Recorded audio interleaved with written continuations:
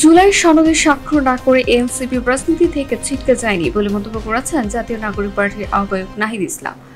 শনিবার 18 অক্টোবর রাজধানী বাংলা মোটরে এনসিপির কেন্দ্রীয় কার্যালয়ে এক সংবাদ সম্মেলনে এই মন্তব্য করেন তিনি। নাহিদ ইসলাম বলেন, বিগত ফ্যাসিবাদী কাঠামোর সুবিধাভোগীরা আগের কাঠামো ধরে রাখতে ষড়যন্ত্র করেছে। কিছু কিছু রাজনৈতিক দল সমঝোতা করেছে, তবে জাতীয় নাগরিক পার্টি সেটা করেনি। জুলাই সনদে স্বাক্ষর না করে এনসিপি রাজনীতি থেকে ছিটকে যায়নি। যারা গতকালের অনুষ্ঠানে গেছে তারা গণ অভ্যুত্থান ও জনগণ থেকে ছিটকে গেছে।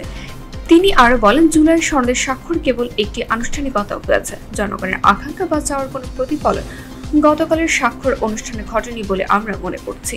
এরপরও আইনি ভিত্তি না থাকলে এটা জনগণের সঙ্গে এটা একটা প্রতারণা হবে।